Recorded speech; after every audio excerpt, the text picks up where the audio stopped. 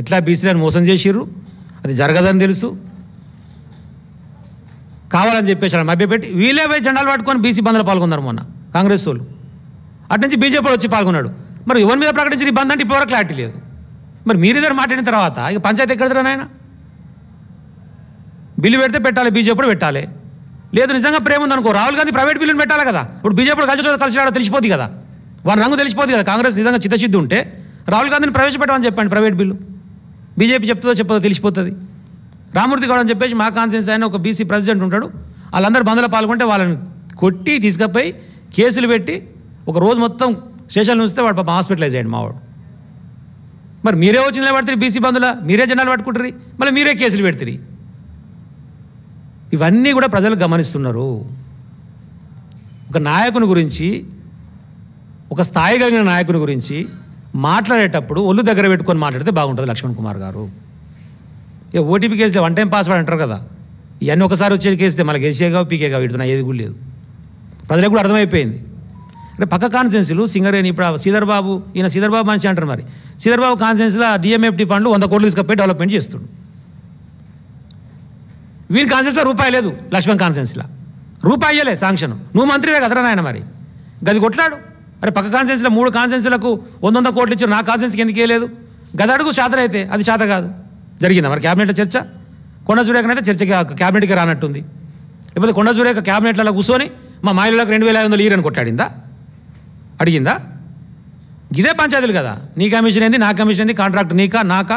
గిడేను పక్కపొంటి వేణుగోపాల స్వామి temple ఇప్పుడే నరసన గుర్తు చేస్తుంది నాకు మా వేణర్ గారు. వెనుక ఒక ప్రైవేట్ ల్యాండ్ ఉంది, దానికి దారి లేదు.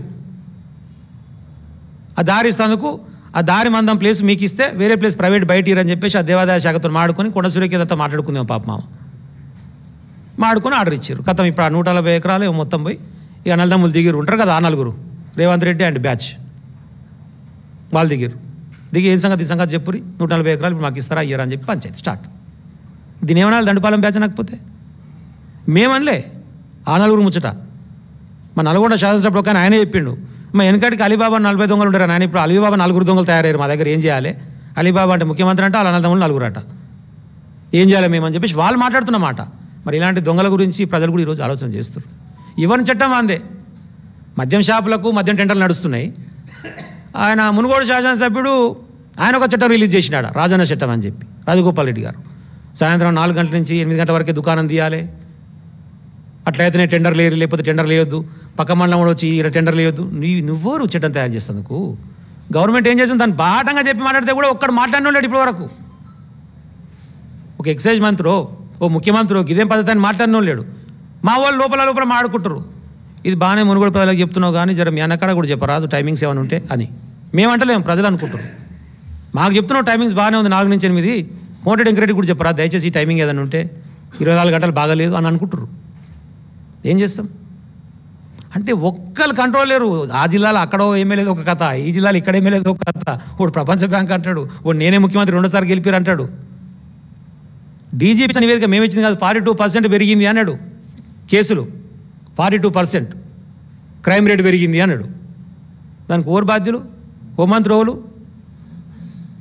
ఎంత గొప్పగా ఉంటుంది అంటే హోంమంత్రి ఓలు అంటే రేవంత్ రెడ్డి ఓరు అంటే ఓటుకు నోటు దొంగ చేతికి తాళాలు ఇచ్చిన ఇంకా చిన్నప్పుడు సామెత చెప్తే మాకు అర్థం కాలే, ఇప్పుడు అర్థమవుతుంది.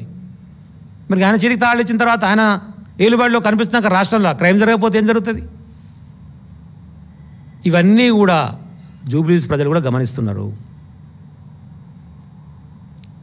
వారికి బుద్ధి చెప్తానికి సిద్ధంగా ఉన్నారు.